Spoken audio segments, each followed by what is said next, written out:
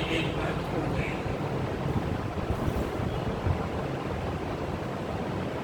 اس میں اللہ پاک نے نبی اکرم صلی اللہ علیہ وسلم سے بہت پختگی مضبوطی کے ساتھ قسم کھا کر کے ایک وعدہ کیا ہے اور ایک پیشن گوئی کی ہے. پیشن گوئی کسے کہتے ہیں؟ پیش مانے آگے، گوئی مانے کہنا. پیش گوئی یا پیشن گوئی کسے کہتے ہیں؟ کہ جو بات ابھی ہوئی نہیں، آئندہ کبھی ہونے والی ہے. آئندہ آنے والے زمانے میں ہونے والی کسی بات، کسی واقعے کی پہلے سے خبر دے دینا، یہ ہے پیشن گوئی. دو طرح کی پیشن گوئی کرتے ہیں. ایک بلبل، ایک بلبل گول مول. گول مول کا مطلب کہ یہ ہو جائے تب بھی واہ واہ میں نے یہی کہا تھا، اس کے الٹ ہو جائے واہ واہ میں نے یہی کہا تھا. کہ گول مول پیشن گوئی ہوتی ہے. اس طرح کی پیشن گوئی یہ جوتشی نجومی کرتے رہتے ہیں. گول مول. تو ایسی پیشن گوئیوں کی تو کوئی حقیقت نہیں ہے. وہ کوئی بھی کر سکتا ہے، وہ کوئی بھی کر سکتا ہے. جتنی ان کی پٹوی ان کی.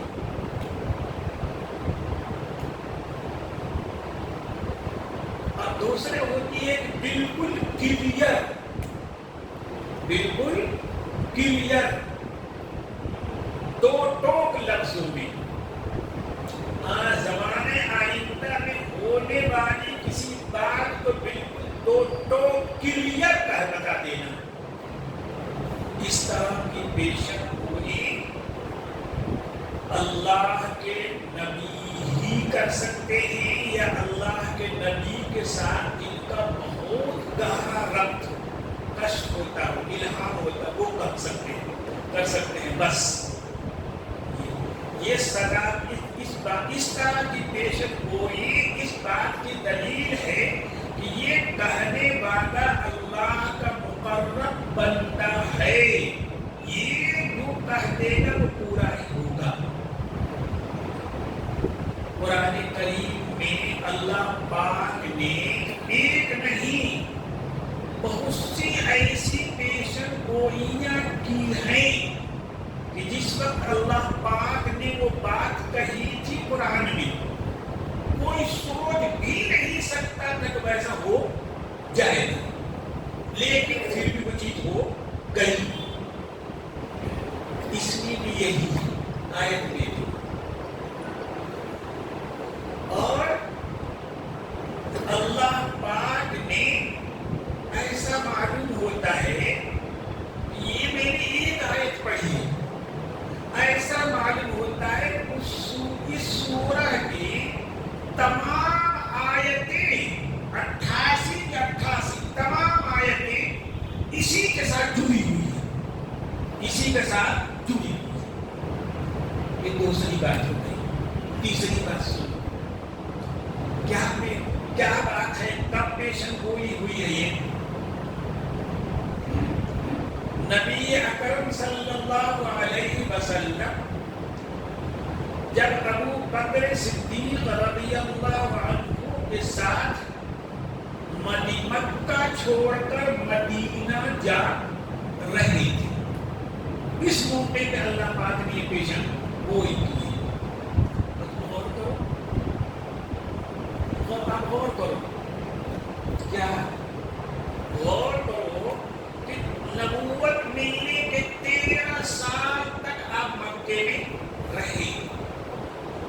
مکے والوں نے آپ پر، آپ پہ ایمان لانے والوں پہ کتنے ظلم و ستم کیے، سب تمہیں کو معلوم ہے، مجھے بتانا نہیں ہے۔ یہاں تک کہ آخر میں جا کر کے انہوں نے مشورہ کر کے طے کر لیا کہ آج رات میں محمد صلی اللہ محمد کو قتل کر دینا ہے۔ معلوم ہے نا، سب کو معلوم ہے نا۔ ہاں، پورے قریش کے 12 قبیلوں کے سردار جٹے، آپس میں مشورہ ہوا، طے ہوا کہ آج کی رات کی صبح جب ہوگی تو محمد نہیں رہیں گے، ان کو قتل کر دیا جائے گا۔ 12 قبیلے کے اکٹھے جوان اکٹھا ہو گئے، حضور کے گھر کا پہرا دینے لگے۔ آپ اتنا شریف تھے کہ جس گھر میں عورتیں رہتی تھیں وہ اس میں گھستے نہیں تھے۔ اتنا شرافت تھی ان میں، اتنی شرافت تھی کہ جس گھر میں عورتیں رہتی تھیں ان میں وہ گھستے نہیں تھے، اس لیے وہ حضور کے گھر میں گھسے نہیں۔ لیکن رات بھر چاروں طرف سے گھر کا پہرا دیا کہ صبح کو جب نکلیں گے تو آپ کو سارے لوگ مل کر ایک ساتھ وار کریں گے اور قتل کر دیں گے۔ یہ مشورہ ہو گیا، سارے قریش جمع بھی ہو گئے۔ پھر آپ کو معلوم ہے کہ نبی اکرم صلی اللہ علیہ وسلم نکلے، سورہ یاسین پڑھتے ہوئے نکلے اور سب کو نیند آ گئی، اونگ آ گئی، درمیان سے آپ صحیح سلامت نکل کر کے چلے گئے۔ آگے صبح ہوئی تو پتہ چلا کہ وہ چلے بھی گئے محمد، ہمیں کوئی خبر ہی نہیں ہوئی۔ آپ نے ابو بکر کو دیا ساتھ میں رات بھر چلتے رہے، غار ثور میں جا کر کے پناہ لیا، چھپ گئے رات میں۔ قریش نے ادھر اعلان کیا کہ جو محمد کو زندہ پکڑ کے لائے یا سر کاٹ کر لائے اس کو ہم 100 اونٹ انعام میں دیں گے۔ مکے والوں نے اعلان کر دیا، معلوم ہے۔ اب سنو، 3 دن غار میں رہنے کے بعد جب آپ وہاں سے نکلے ہیں اور چلے ہیں ابو بکر کے ساتھ، رات کی تاریخ میں چلے ہیں تو ایک مقام پہ پہنچے ہیں جہاں سے مدینہ کا راستہ جاتا تھا۔ اب مکہ نظروں سے اوجھل ہو رہا ہے۔ آپ نے وہاں پیچھے مڑ کر مکہ کی طرف دیکھا، آپ نے وہاں کھڑے ہو کر پیچھے مڑ کر مکہ کی طرف دیکھا اور بھرائی ہوئی آواز میں، آنسوؤں سے بھری ہوئی آنکھوں کے ساتھ آپ نے کہا کہ اے مکہ، تو سارے جہاں سے سب سے زیادہ پیارا ہے مجھے، تیرے اندر اللہ کا کعبہ ہے جسے فرشتوں نے بنایا، آدم نے بنایا، ابراہیم نے بنایا، تو سارے جہاں سے سب سے زیادہ معزز ہے، سب سے زیادہ محترم ہے اور مجھے سب سے زیادہ محبوب ہے۔ آپ فرما رہے ہیں، آنکھوں میں آنسو بھرے ہوئے ہیں، آواز بھرائی ہوئی ہے۔ آپ نے فرمایا کہ اگر میری قوم زبردستی نہیں کرتی تو میں کبھی بھی تم کو چھوڑ کر کے نہیں جاتا۔ اللہ اکبر، باری تعالی کہاں حضور کے آنسو دیکھے ہیں۔ اللہ کے رسول کا یہ مقام ہے، اللہ کے بندو، اللہ کے ہم جو حضور کی عزت کرنے کے لیے جاہلہ حضور کے اندر خدائی دکھاتے ہیں، نہیں بابا خدائی نہیں، اللہ کے نزدیک حضور کا یہ مقام ہے۔ عرش اعظم سے فوراً جبریل امین کو حکم ہوتا ہے ان الذی فرض علیک القرآن لرادک الی معاد، قسم بخدا جس ذات نے آپ پہ قرآن کی ذمہ داری دی ہے، جس ذات نے آپ کو قرآن پاک کی ذمہ داری دی ہے، وہ قسم کھا کے کہتا ہے کہ میں آپ کو مکہ لوٹا دوں گا، مکہ واپس لے آؤں گا۔ لیکن اس حالت میں کوئی سوچ سکتا ہے، کوئی سوچ سکتا ہے کہ جس مکے کے سارے لوگ یکجو ہو کر کے، اکٹھا ہو کر کے آپ کے قتل کی پلاننگ کر چکے ہیں، وہیں آپ دوبارہ آ جائیں گے؟ کوئی سوچ سکتا ہے اس حالت میں؟ لیکن اللہ پاک کہتے ہیں ان الذی فرض علیک القرآن لرادک الی معاد، جس ذات نے آپ پہ قرآن کی ذمہ داری دی ہے، یقیناً وہ آپ کو مکہ لوٹا دے گا، لوٹے گا۔ اب ہم دیکھتے ہیں کیسے لوٹائے اللہ۔ میں نے کہا تھا کہ پوری سورہ پڑھنا تو ایسا لگتا ہے کہ اس سورہ کی تمام آیتیں اسی آیت کے ارد گرد گھوم رہی ہیں۔ سورہ قصص میں اللہ سورہ قصص میں یہ جو اللہ اوپر میں کہتا ہوں نا، مطلب یہ ہوتا ہے اس آیت کے متعلق جو باتیں اللہ پاک نے میرے دل میں ڈالی ہے یا میں نے مطالعہ کیا ہے، پڑھا ہے، تفسیر میں نے 30 سال تک پڑھائی ہے۔ جب وہ یہ آیت میرے سامنے آتی ہے تو 30 سال پورا پڑھایا میرے نظروں پہ، مجھے ہم میں گونجنے لگتا ہے۔ تو میں اس کو کہتا ایسے ہوتے کرا تو مجھ کو سمجھ میں نہیں آتا کہ اس میں سے کتنی باتیں میں چھوٹے سے وقت میں آپ کو سنا بتا، اس لیے پریشانی ہوتی ہے۔ تو باہر اب اور کرو، یہ پورے سورہ جسے سورہ قصص کہتے ہیں، واقعات کا بیان اس سورہ میں اللہ پاک نے موسیٰ علیہ السلام کے واقعے کو بڑے تفصیل سے بتایا ہے۔ آپ سب واقعہ جانتے ہیں لیکن آپ تھوڑا سنو سمجھو۔ معلوم ہے کہ موسیٰ علیہ السلام کب پیدا ہوئے ہیں؟ جب فرعون نے یہ طے کر لیا تھا کہ بنی اسرائیل میں جو بھی لڑکا پیدا ہوگا اسے قتل کر دیا جائے گا۔ معلوم ہے نا؟ ارے سنو نا، اس زمانے میں پیدا ہو، اس زمانے میں پیدا ہو، لڑکا پیدا ہو، بچ جائے، یہ کیسے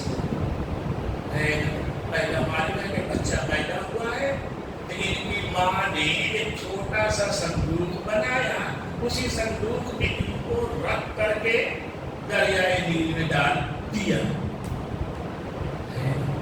پھر وہ صندوق پہنچا نا، کہاں پہنچا؟ فرعون کے محل کے پاس۔ کہاں؟ جس نے قتل کرنے کے ٹھان رکھا ہے وہی پہنچ گیا ہے نا۔ یہ اللہ پاک دکھا رہے حفاظت میں کروں گا، حفاظت ہم کریں گے ہے نا۔ باغیوں نے، نوکرانیوں نے لے گئی فرعون کے بیوی کے پاس، بچہ بہت پیارا لگا ہے، ہم پالیں گے اس بچے، اپنا بیٹا بنائیں گے، پھر ہم پال رہے ہیں موسیٰ کس کے گود میں؟ کس کے گود میں؟ فرعون کے گود میں، اس کے داڑھیوں سے کھیلتے ہوئے پل رہے ہیں۔ کون چلا رہا ہے؟ اب بچہ دودھ نہیں پی رہا ہے، کون پلائے؟ کون پلائے؟ کوئی باہری دودھ بھی نہیں پیتا، کسی عورت کا دودھ بھی نہیں پیتا، کیا ہوگا؟ کیا ہوگا ہے نا۔ معلوم ہوا کہ فلانی عورت ہے، اس کو بلا، ہو سکتا ہے دودھ پی لے اس کا ہے نا۔ آئی ہے ان کی ماں اور دودھ پلایا، موسیٰ پینے لگے۔ اب بتاؤ کہ جس ماں نے اپنے بیٹے کو ایک صندوق میں رکھ کر کے دریائے نیل کے حوالے کر دیا تھا، وہ سوچ سکتی ہے وہ بچہ مجھے واپس مل جائے گا؟ بولو، سوچ سکتی ہے؟ نہیں سوچ سکتی۔ پھر وہ بچہ دشمن جان فرعون کے ہاتھ میں پہنچ گیا۔ اب تو وہی صحیح کہیں امید رہی ہوگی بھی ختم ہو جائے گی نا. ارے اس کے دشمن ہے جان کا قتل کرنے اسی کے پاس پہنچ گیا. لیکن اللہ پاک کہتے ہیں کہ دیکھو ہم نے موسیٰ کو لوٹا دیا تھا. ہم نے موسیٰ کو لوٹا دیا تھا ان کے ماں کے پاس. اے محمد اسی طرح سے آج آپ مکہ سے جا رہے ہیں, ایک دن ہم مکہ سے آپ کو واپس بلا لیں گے, واپس کر دیں گے اسی طرح سے. پھر آگے سنو, اللہ اکبر. پھر موسیٰ علیہ السلام بڑے بڑے جوان ہو گئے. معلوم ہے ایک اسرائیلی اور کتنی لڑ رہے تھے, انہوں نے چھڑانے میں کتنی کوئی گھوسا مارا. کیا پتا تھا کہ اس کو مرنا ہے؟ موسیٰ کو بیچارے کیا پتا اس کے مقدر میں مرنا ہی ہے. گھوسا لگا, کہیں بول گیا, مر گیا. پھر فرعون کے دربار میں محفل لگی اور طے ہوا کہ موسیٰ کو قتل کر دیا جائے. فائنل ہو گیا, پارلیمنٹ میں پاس ہو گیا کہ موسیٰ کو کیا کر دیا, قتل کر دیا جائے. موسیٰ علیہ السلام کو درباری ہی کے ایک آدمی نے بتایا کہ آپ کے قتل کا فیصلہ ہوگا. بہت پڑھو, مکہ والوں نے حضور کے قتل ہی کا فیصلہ کیا تھا. کیا فیصلہ کیا تھا؟ قتل ہی کا فیصلہ کیا تھا نا. آج جو فرعون کے درباریوں نے موسیٰ کے لیے قتل کا فیصلہ کیا تھا, رسول اللہ صلی اللہ علیہ وسلم کے لیے قتل ہی کا کیا ہوا تھا, فیصلہ ہوا تھا. لیکن اللہ پاک نے موسیٰ کو بھی فرعون کے قتل و غارت گری سے بچایا تھا, اور اللہ پاک نے رسول اللہ صلی اللہ علیہ وسلم کو بھی قریش کے ظلم و جبر سے قتل سے کیا تھا, بچایا تھا. ان الذی فرض علیک القرآن لتعلمه, کوئی آپ کو بات بھی کر نہیں سکتا. دیکھ لیجیے, پہلے میں نے کر کے دکھایا ہے. آگے پھر موسیٰ پتہ لگا, بھاگ گئے وہ شہر چھوڑ کر کے. کہاں گئے مدین. ملک شام کا ایک بستی تھی مدین, اور ابراہیم علیہ السلام کے ایک لڑکے کا نام ہے مدین. دنیا یہ سمجھتی ہے کہ دو ہی لڑکے تھے ابراہیم کے, کون, اسماعیل اور اسحاق. نہیں, ان کے 8 یا 12 لڑکے تھے ابراہیم علیہ السلام کے. ایک لڑکے کا نام مدین ہے, انہی نے وہ بستی بسائی تھی, وہی ان کی نسل تھی. موسیٰ علیہ السلام بھی ابراہیم علیہ السلام کی نسل سے وہاں گئے. وہاں حضرت سے ملاقات ہوئی, پھر شادی ان کی بیٹی سے ہو گئی, یہ سب معلوم ہے. وہاں جب آپ کی عمر 40 سال کے قریب ہوئی تو وہاں سے پلٹے. کہاں رہے, مصر. وہی پھر اسی فرعون کے پاس آ رہی ہے جس کے قتل کے ڈر سے, خوف سے وہ نکلے تھے, بھاگے تھے, وہی آ رہے ہیں. اللہ پاک دیکھو حفاظت کا نظر کرتے ہیں. درمیان ہی میں آپ کو نبوت ملتی ہے, درمیان ہی میں اللہ پاک آپ کو نبی بنا لیتے ہیں اور زبردست معجزہ دیتے ہیں. دو معجزہ دیتے ہیں کہ آپ کی لاٹھی جب بھی آپ چاہیں گے سانپ بن جائے گی, اژدہا بن جائے گی. اور آپ کا ہاتھ ید پیسہ بن جائے گا. آپ اپنے جیب میں ہاتھ رکھیں گے, گندمی رنگ ہے, ایسا رنگ ہے, اور جب آپ اللہ کا نام لے کر نکالیں گے وہ اس کا روشن ہو جائے گا کہ سورج کی روشنی اس کے سامنے مات پڑے گی. یہ زبردست معجزہ دے کر بھیجتے کہاں, فرعون کے پاس جائیں گے. وہی فرعون جس نے قتل کا فیصلہ کر لیا. دیکھو آپ مصر سے گئے تھے, اللہ پاک نے مصر واپس لوٹایا نہیں لوٹایا, یہ دوبارہ لوٹانا ہو رہا ہے. اللہ پاک کہتے ہیں کہ جس طرح میں نے موسیٰ کو لوٹایا تھا, محمد صلی اللہ علیہ وسلم آپ کو میں نے کیا کروں گا, لوٹا دوں گا مکے میں. دوبارہ آئیں گے آپ, سمجھ میں آئے گا. میں سمجھیے اب موسیٰ کے دربار, موسیٰ گئے ہیں فرعون کے پاس, اس کے دربار میں. کہاں فرعون میں اتنی طاقت رہ گئی ہے کہ اتنے طاقتور اللہ کی طرف جس سے اللہ کی نصرت مدد حاصل ہے, اس کا بات بھی دیکھا کر سکے. مقابلہ ہوا ہے, سارے جادوگر ہارے. سمجھ میں آئی بات. موسیٰ علیہ السلام مصر میں رہنے لگے, اپنی قوم کو اسلام کی ایمان کی دعوت دی. سارے بنی اسرائیلی ایک کو چھوڑ کر کے دو کو چھوڑ کر کے ایک سامری جو جادوگر تھا وہ نام کا مسلمان وہ منافق تھا. اور موسیٰ علیہ السلام کے قوم میں ایک قارون نام سنا ہوگا نا. یہ آتا ہے روایتوں میں کہ یہ موسیٰ علیہ السلام کا چچا زاد بھائی تھا. ان کے خاندان کا من قوم قارون. موسیٰ قارون ہی کے قوم سے موسیٰ تھے. موسیٰ ہی کے قوم سے قارون تھا. یہ نہیں ایمان لے آیا. اس کو تھا کہ مال و دولت خزانہ اتنا ہے میرے پاس. قرآن کہتا ہے واللہ قرآن کہتا ہے کہ اس کے پاس خزانے نہیں خزانہ و دولت نہیں خزانے اور دولت کی جو چابیاں تھیں اس کو بھی طاقتور ایک جماعت اٹھاتی تھی اور اٹھانے میں کمر ٹیڑھی ہو جاتی تھی. صرف کنجیوں کو تالیوں اتنا خزانہ اس کو ساتھ اتنا دولت میرے پاس ہے اتنا ہے مجھے نبی بننا چاہیے. یہ موسیٰ کیسے نبی بن گئے؟ اس لیے اس کو موسیٰ سے جلن کی حسد کی. اللہ پاک نے مالک اصل کو زمین میں دھسا دیا. کیا سمجھے کہ نبی کے ساتھ جلن رکھ کر بھی کوئی کامیاب نہیں ہو سکتا. اللہ والوں کے ساتھ کوئی حسد رکھ کے ناکامی ہوگا نہ مراد ہوگا کامیاب نہیں ہو سکتا. بہرحال موسیٰ علیہ السلام رہے دعوت دیتے رہے لیکن بنی اسرائیل جو مسلمان ہو گئے تو وہ ہو گئے.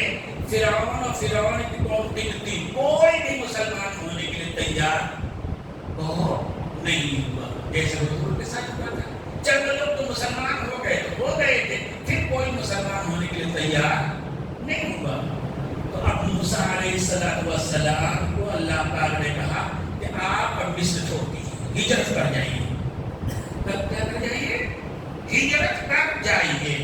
ہجرت کیا پورے بنی اسرائیل 6 لاکھ ہیں ان کو لے کر ہجرت کیا. فرعون کا لشکر نے پیچھا کیا. ایسے ہوتے ہیں اللہ کے دشمن. بھائی تیرا ملک چھوڑتے جا رہے تو کیوں پیچھا کر رہا؟ تو ہم سے اپنا دیش ہی خالی کرانا چاہ رہا تھا لے ہم نے کر دیا اب تو پیچھا کر رہا ہمارا نہیں. لیکن جو لوگ اللہ کے دین کے دشمن ہوتے ہیں اللہ کے نبی اور اللہ کے حق کے دشمن ہوتے ہیں وہ اسی طرح الٹی کھوپڑی ہو جاتی ہے. الٹی کھوپڑی ہو جاتی ہے. اللہ پیچھا کیے پھر کیا ہو سب کو معلوم ہے ساری قوم فرعون دریا قلزم میں دریائے نیل میں ڈوب گئی غرق ہو گئی تباہ ہو گئی. پھر بنی اسرائیل پلٹ کر مصر لوٹے. تیسری بار اللہ پاک لوٹا رہے. تیسری بار تو اللہ پاک نبی اکرم صلی اللہ علیہ وسلم کہہ رہے ہیں کہ اے محمد صلی اللہ علیہ وسلم آپ کیوں رنجیدہ ہو رہے ہیں؟ ہم نے اس کے پہلے بھی موسیٰ کو بار بار لوٹایا ہے. ان کی ماں کے گود میں لوٹایا ہے. فرعون کے دربار میں لوٹایا ہے. پورے بنی اسرائیل کو مصر میں لوٹایا ہے. آپ کو بھی ہم لوٹا دیں گے واپس کر دیں. اللہ پاک یہ وعدہ کر رہے ہیں. پھر غور کرو اللہ پاک نے کیسے لوٹایا. ہجرت کر کے مدینہ چلے گئے. مکے والے نے آپ کو چین سے رہنے دیا وہاں پہ نہیں. بدر میں لڑائی لڑی پھر احد میں لڑی خندق میں لڑی.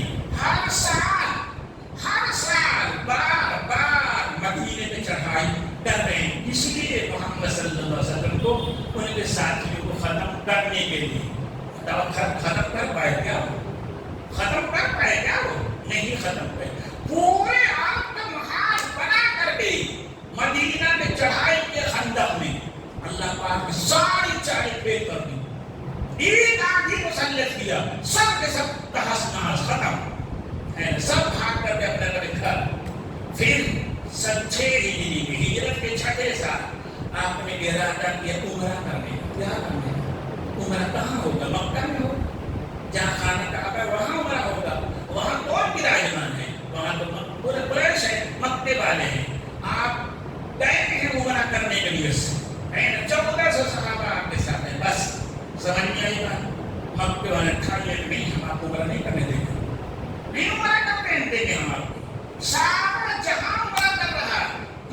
کو کوئی رکاوٹ نہیں ہے، لیکن جن کو عمرہ کرنا چاہیے، جو اللہ والے ہیں، اللہ کا نام لینے والے ہیں، وہ عمرہ نہیں کریں گے، نہیں روک دیا گئے۔ پھر معلوم ہے سب کو صلح ہوئی نا، آپ عمرہ بھی نہیں کر پائے، واپس ہو گئے حدیبیہ ہی سے۔ پھر 2 سال کے بعد سن 8 ہجری میں، 9 سال ہوئے مکہ سے نکلی، 8 سال، کتنے 8 سال، بس 8 سال ہوئے مکہ سے نکلے۔ کیسے نکلے تھے؟ اکیلے نکلے تھے، ساتھ میں ابو بکر ہو لیے تھے، تو دو تک نکلے تھے، جب سامنے آپ کو قتل کرنے کے لیے کیا کرتے تھے، بنا لیا نکلتے ایسے ہے نا۔ اس وقت اللہ نے وعدہ کیا کہ ہم آپ کو لوٹائیں گے، یاد رکھیے۔ پھر سن 8 ہجری میں جب آپ کو اللہ نے لوٹایا، کیسے 10,000 فوج آپ کے ساتھ تھی، کیا تھی؟ 10,000 انجیل میں تورات میں ہے کہ محمد آخری نبی ہے، 10,000 قدسی لشکر کے ساتھ مکہ میں فارغ نکلی گئی، کوئی پیشن کوئی پوری ہوئی آیا ہے نا۔ آنن فانن، ہم مدینہ سے نکلے مکہ میں پہنچے ہیں اور مکے والے کوئی خبر بھی نہیں ہو سکی۔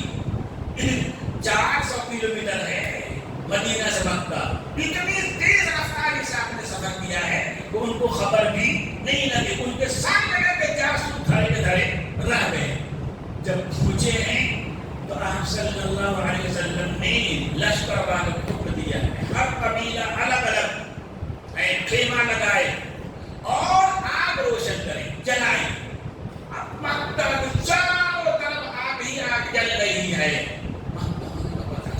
لشکر آ گئی ہے، یہ تو ہے نا، سفیان وغیرہ نکلے ہیں، کون آیا ہے؟ پتہ چلا سفیان کی ملاقات عباس سے، حضور کے چچا سے ہے نا۔ حضور کے چچا نے بتایا کہ یہ محمد صلی اللہ علیہ وسلم ہے، اللہ کا رسول ہے، اللہ کا بندو ہے نا۔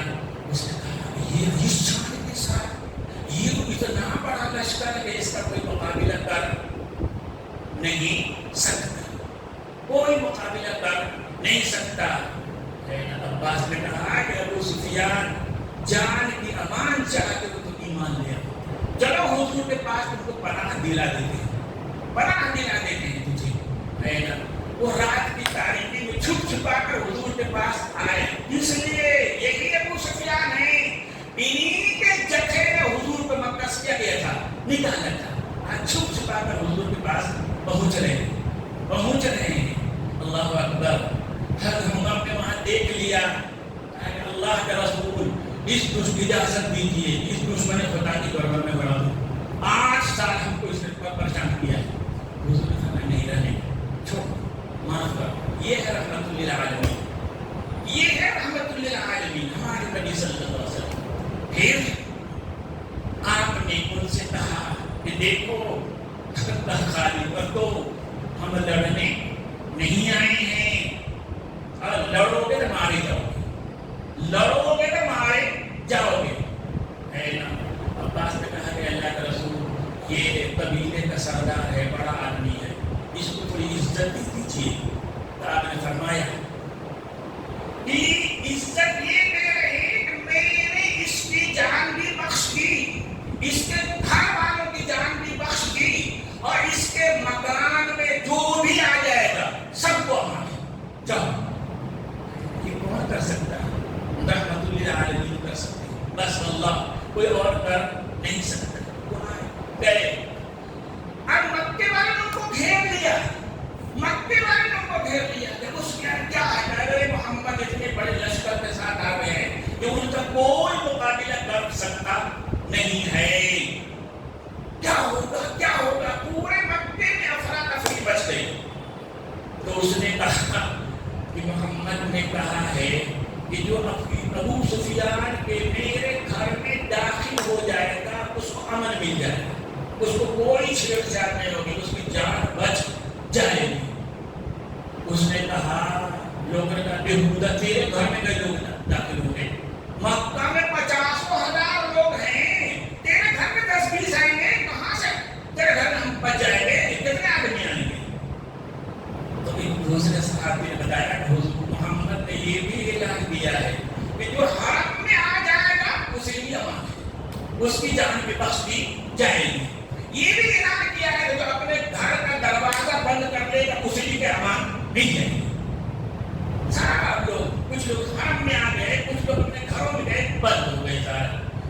نبی اکرم صلی اللہ علیہ وسلم دوسری صبح داخل ہوتے ہیں، آپ 10,000 لشکر کے ساتھ. دیکھو ان الذی فرض علیک القرآن لرادک الی معاد، جس شخص نے، جس ذات نے آپ کے قرآن کی ذمہ داری دی ہے، قرآن پڑھنے کی ذمہ داری دی ہے، قرآن سکھانے کی ذمہ داری دی ہے، قرآن کے احکام بتلانے کی ذمہ داری دی ہے، لوگوں کے دلوں کو قرآن کے ذریعے کفر شرک سے پاک کرنے کی ذمہ داری دی ہے. یہ ذمہ داری آپ نے 100% نبھائی ہے، ادا کی ہے. ہم آپ کو جھکنے نہیں دیں گے. لرادک الی معاد، ہم آپ کو مکہ لوٹا کے رہیں گے جب اللہ پاک نے اپنا وعدہ یوں پورا کیا ہے نا. ان الذی فرض علیک القرآن لرادک الی معاد. آیت اور بھی ہے لیکن تمہارا وقت پورا ہو گیا. اور بولے آیت آبی اس آیت میں، کسی بھی آیت میں آدمی 10 گھنٹے بول سکتا ہے، لیکن وقت مختصر ہے اسی میں بس کرتے ہیں. اور اتنی نصیحت کہ اللہ اپنے نیک بندوں کو کبھی ضائع نہیں کرتے. دنیا کے کوئی ایسی طاقت نہیں ہے، اور دنیا کی کوئی ایسی طاقت نہیں ہے کہ مسلمان اگر دین پہ صحیح طور پہ جمے رہیں تو مسلمانوں کے پیر کو کوئی اکھاڑ دے نہ. کسی بھی طاقت نہیں ہے. اللہ حفاظت کرنے والے ہیں، اللہ نصرت کرنے والے ہیں. لیکن بابا نام سے کچھ نہیں ہوتا. صحیح ایمان ہونا چاہیے، صحیح عمل ہونا چاہیے. ہم ہی جب شیطان کے بہکاوے میں پڑ جائیں گے تو اللہ کو کیا فکر رہ جائے گی ہماری. دعا کرو اللہ پاک ہمیں صحیح اسلام پہ جمنے کی اور مرتے دم تک ایمان پہ اور اللہ کی فرمانبرداری پہ ہمیں زندہ رہنے کی توفیق دے. ہم اسلام کے ساتھ مرے، اسلامی کے ساتھ جیے. دعا کرو اللہم انت السلام منک السلام تبارک یا ذا الجلال والاکرام. ربنا ظلمنا انفسنا وان لم تغفر لنا وترحمنا لنكونن من الخاسرین. ربنا لا تزغ قلوبنا بعد إذ هديتنا وهب لنا من لدنك رحمة. الہ العالمین ہمارے دلوں میں ایمان کو مضبوط کر دیجیے. الہ العالمین ہم کو نبی اکرم صلی اللہ علیہ وسلم کے خطبوں کو چلنے کی توفیق دیجیے. کافروں میں نرمے میں رہتے ہوئے ہماری مدد کیجیے، نصرت کیجیے. ربنا تقبل منا، ربنا تقبل منا انك انت السميع العليم وتب علينا انك انت التواب الرحيم.